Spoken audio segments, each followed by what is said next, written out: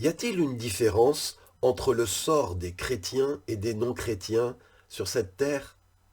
Que dit la Bible à ce sujet? Trois choses que je vais développer dans cette vidéo. 1. La Bible déclare que ce n'est pas parce qu'on est chrétien qu'on va échapper forcément aux vicissitudes de la vie. L'Ecclésiaste déclare c'est pareil pour tout le monde. Les mêmes choses arrivent à celui qui agit bien et à celui qui agit mal, à celui qui est bon et à celui qui est mauvais, à celui qui est pur et à celui qui ne l'est pas. Les mêmes choses, dit le sage, arrivent à tous. Vous pouvez le lire dans Ecclésiaste 9, versets 2 et 3. Jésus, d'ailleurs, lui-même a déclaré à ses disciples, dans le monde, vous aurez à souffrir. On le lit dans Jean 16, verset 33. Dans la version seconde, c'est vous aurez des tribulations dans le monde. Vous savez, parfois, parce qu'on est chrétien, notre vie peut même être encore plus difficile que si on ne l'était pas. Notre famille peut nous rejeter, on peut être mis en prison, certains sont même morts juste à cause de leur foi en Jésus. La deuxième chose que la Bible déclare, c'est que le juste peut être épargné de certaines détresses. On le lit dans Proverbe 12, 21, « Aucune calamité n'atteint le juste, mais les méchants sont accablés de maux. » Beaucoup de gens sur cette terre souffrent à cause de leurs mauvais choix, de leurs péchés. Exemple, tu triches dans tes affaires, tu te fais attraper et tu finis en prison. Bien, celui qui marche avec Dieu ne connaîtra pas ce genre de calamité. Son obéissance le protège.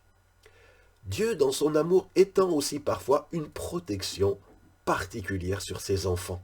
C'est ce qui est attesté au psaume 91. Je lis par exemple verset 7, « Que 1000 tombent à ton côté et 10 000 à ta droite, tu ne seras pas atteint. » Alors nous avons vu dans le point qu'un chrétien n'échappe pas toujours aux difficultés, aux épreuves de la vie, et ici, dans le point 2, que parfois on y échappe. Alors vous allez me dire, mais il faudrait savoir, est-ce que la Bible se contredit? Est-ce qu'on est atteint ou on n'est pas atteint? Eh bien la réponse biblique, c'est les deux. Ces voix ne sont pas nos voix, ces pensées ne sont pas nos pensées.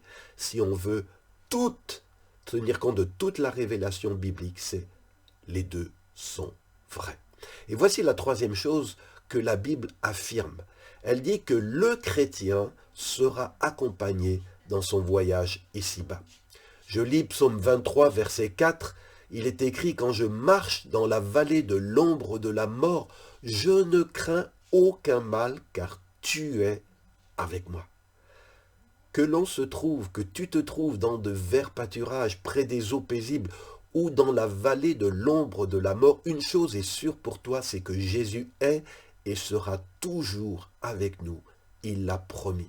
On le lit dans Matthieu 28, 20. « Voici, dit Jésus, je suis avec vous tous les jours, jusqu'à la fin du monde. » Alors, prends courage. Je serais vraiment intéressé d'avoir votre réaction à cette vidéo qui peut-être vous a un peu bousculé. Alors merci de me partager votre réaction en commentaire et je vous dis à vendredi prochain pour un nouveau message.